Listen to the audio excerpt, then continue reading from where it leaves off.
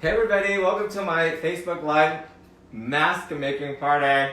Okay, let me try to, this is the first time I am trying to do a live on Instagram and Facebook. I guess it just says go live now. Anyway, hope you guys are well. So if you are joining me right now, my name is Toan and I just love doing DIY stuff, and I thought that in talking with a lot of my friends, they were like, dude, I need a mask, where can you get me one of these? And one of my friends, an elderly friend, gave me a few of these that I shared with a couple of friends, but I was just like, you know what if I just started, how do we make one? Let me see. For some reason this Facebook Live is not working, so I think I'm just gonna skip this Facebook Live and we'll just do it on Instagram Live. Anyway, so we're not going to do it on Facebook Live because Facebook on this is waiting for live video. So anyway, so this is a little complicated and confusing, so we're just going to actually skip it and make it super simple. So hope you guys are doing well. So to wear a mask or to not wear a mask, so many people are confused as to whether or not we should or shouldn't. And it seems like just yesterday, the CDC and the Surgeon General, Dr. Jerome Adams, was like, oh, you guys should wear a mask.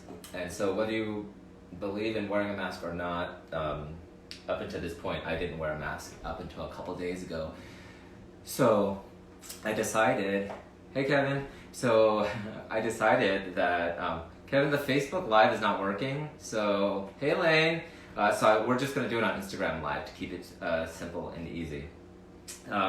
So to wear a mask or to not wear a mask, it looks like a lot of the officials, the CDC, the Surgeon General, they're saying you should wear a mask. At first they were saying you should wear one it's not necessarily to protect yourself, but to protect others, like when you cough, and now they're saying you should wear one. Anyway, these are hard to find, y'all. So the easiest thing to do is make your own, and I'm just going to walk you through a couple really simple steps to making your own. So hopefully if you saw my Instagram stories, you got either a handkerchief or some sort of square or rectangular cloth, and you'll need 2 rubber bands. And I'm going to walk you through the way I make these, and then after this I'm going to share a bunch of resources underneath this video and maybe even create a blog with all the links. I looked at NPR, I looked at the Surgeon General's website, I looked at the New York Times about making your own DIY mask, which ones protect you better, which fabrics are better to use, and there's a bunch of different hacks. Let's see. Kevin says if no Facebook Live, then maybe put the laptop away. Okay, Kevin, Mr. Producer, I actually took a bunch of notes here, so I feel like I'm anchoring from my house here, but I'll put this off to the side, but I do want to keep it to refer to some notes I took. Okay, so federal health officials, I'm reading off of the New York Times article here. Federal health officials are recommending that we cover our faces with fabric during the pandemic now, and scientists have been just tinkering around with and testing everyday items to see which materials are best. Are pillowcases best? Are t-shirts best? Are coffee filters and a handkerchief best? So I will put all those resources and you can have a look at it yourself and see what works for you. You may not have coffee filters to use. If you want to get fancy, you can get super fancy in your DIY mask, but you don't even need that, y'all. So let me see who else is joining. Hey Gladys! What's up, girl? Okay, so Gladys is my fancy friend. She's like, ooh, I'm gonna use my Gucci my Gucci handkerchief. So this one is just one of my favorite antique handkerchiefs, and this is actually not a really good one. I got this from Relove, which is by the way, if you have not already, do your best to help out and to support a local business. But Relove is a place here that has vintage amazing clothing at really good prices. You're really loving the clothes, you're loving the environment. And so this, let me show you, is just for show and tell, but this is not a really good one. This is here's a tip to see whether or not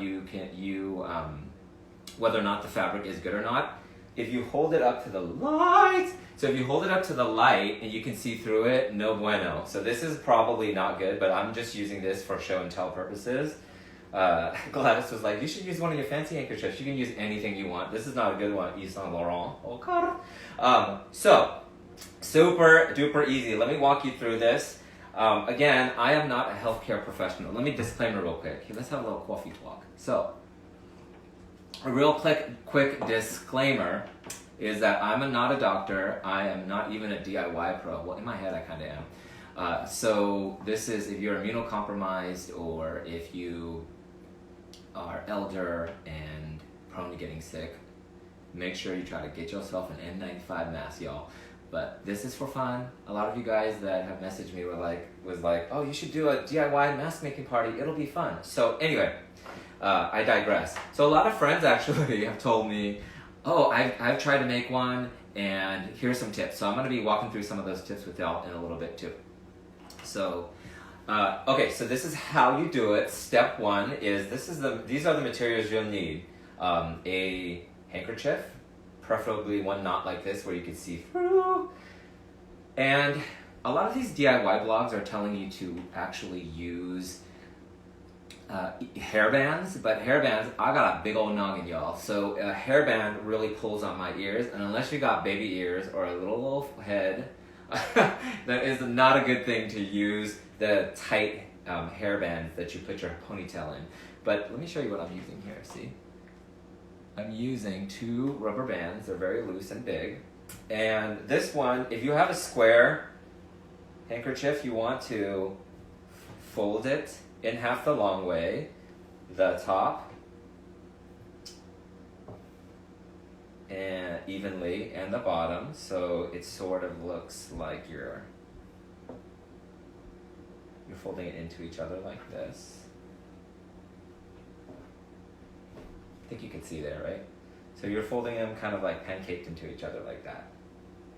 If your handkerchief is dramatic and large like this one, you can they're asking you to fold it over again like this and again like this, and that should suffice if you do not have a really big handkerchief like this. But for me, I'm just going to actually fold it once more over this way from the top down and from the bottom up. And then you're going to have a nice little rectangular thingamajig like this. Then, super easy, your rubber band goes in one end, your other rubber band goes in the other end here. And this is a super long one, so essentially they were saying that you could just fold it over like this and like this to where the rubber bands meet. And that is your simple mask. You could put one ear in and one. Hey Kim, you missed my mask tutorial. However, this will be reposted on my blog. But anyway, take a look at this. Oh, thank God I got pants on today. Oh God. Otherwise, I'd be giving you a shot. Okay, so see. And you know what? Whether as I said earlier, like the CDC, the Surgeon General, everybody was like, "Don't wear a mask." Now they're saying wear a mask. But you know what? For me, just when I'm walking around and I take short daily walks just to ease my mind and just get a little fresh air. And just when I walk around, there's like joggers everywhere, people coughing, people still don't cover their mouth. Please cover your mouth, y'all. So it just makes me feel better, gives me a peace of mind. So if you don't have one of these bad boys, this is a perfect, as Martha Stewart would say, it's a good thing. So, Gladys says, love it, great temporary solution. Yes, so I'm going to put in my blog, and my video is so weird, put that on my face. I'm going to put in my blog, and this video we'll download and put in my blog. And I'll walk you through these steps, and there's just a wealth of knowledge here. I've been doing a lot of research on what you should use. Here's a quick highlight of this New York Times article. It says, in recent tests, HEPA furnace filters and vacuum filters, the cleaner bags, and layers of 600 count pillowcases and fabric similar to flannel pajamas stacked with coffee filters had medium scores. Scarves and bandana material had the lowest scores. I see everybody, including myself, just like wrap your face around a scarf. No bueno, according to this New York Times article, and to the Surgeon General folk up in here, the professionals. But it still captured a small percentage of particles. My whole take is better having something than not. And I guess some people also, if you need a little bit more, see, I have a flat nose, so it's no problem. Thank you, Asian mom. Anyway, some people also fold pipe cleaners in here so that they can use the metal part to kind of clasp against your nose. Kevin had mentioned a little bit ago too. Hey Cam. So Kevin had mentioned a little bit ago too that if you wear glasses, it fogs. I know when I wear these out, this mask out, it fogs up my glasses. I don't know if you can see it there. So that nice little show and tell, y'all.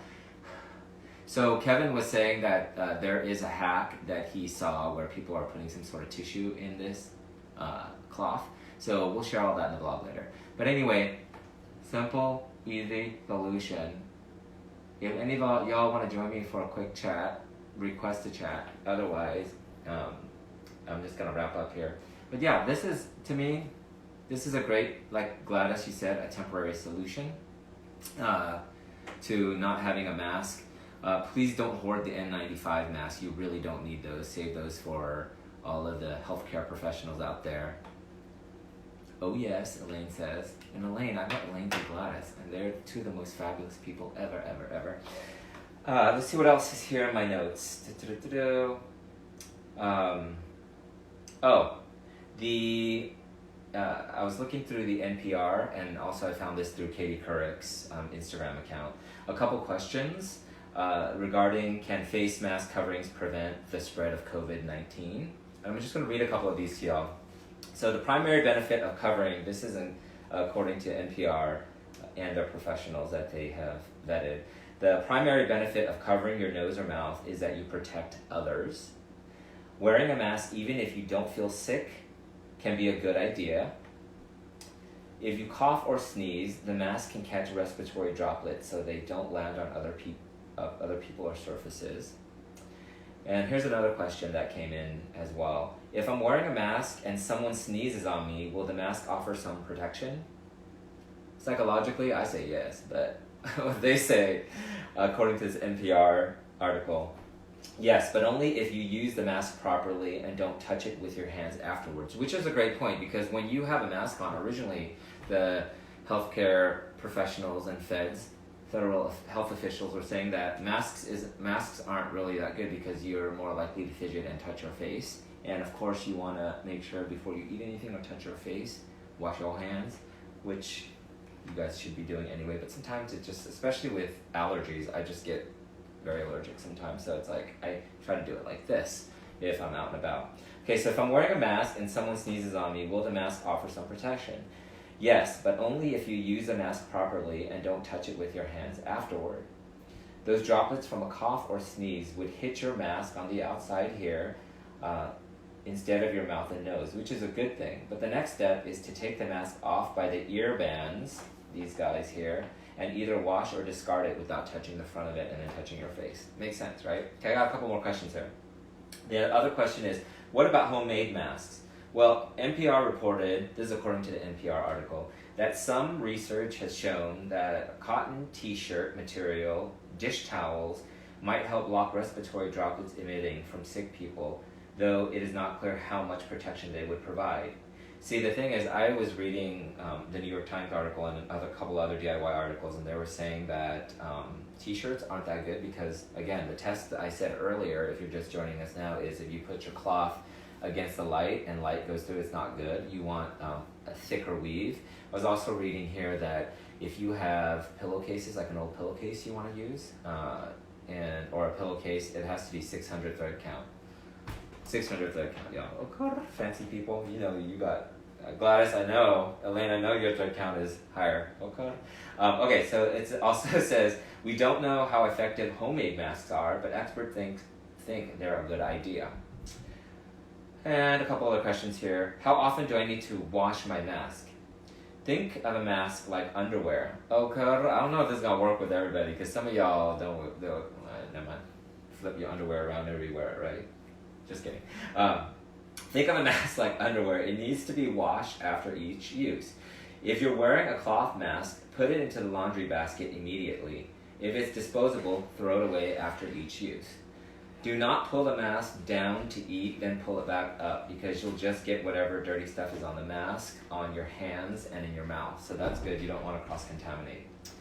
And then another question here, I've talked about it earlier, but just to reiterate, I've seen a lot of people just using like the regular scarf to keep their neck warm and then using it like this and think it's going to protect them. Question here to NPR is, would a scarf work? Probably not as well as a mask that fits closely to your face. The goal is to create a barrier that catches droplets and keeps others from coming in. So you want a coverage that is tightly woven and close fitting. That's why these bad boys are good, because this is really tight fitting. And so again, if you do the whole mask, DIY mask thing that you created on your own, make sure that when it covers your face, that it also covers this part of your nose. Anyway, that is my DIY tutorial on how to make a DIY face mask with the stuff that you have at home. If y'all have any questions, please DM me or add the comments below. It was funny when I was telling friends about that I was doing this. They were like, oh my god, I want to learn how, I want to see. And it's just, you're reading so many contrasting articles. So what I did was I did a lot of research and just kind of collated a bunch of links here that I'll share in my blog. Let me see. Ooh, so now I'm going to read some of what y'all said here. I don't have my glasses on. So Kim says, let there be light. Look at this ghetto light thing I'm using. Anyway, okay. So Kim says, Egyptian cotton thread count. Okar.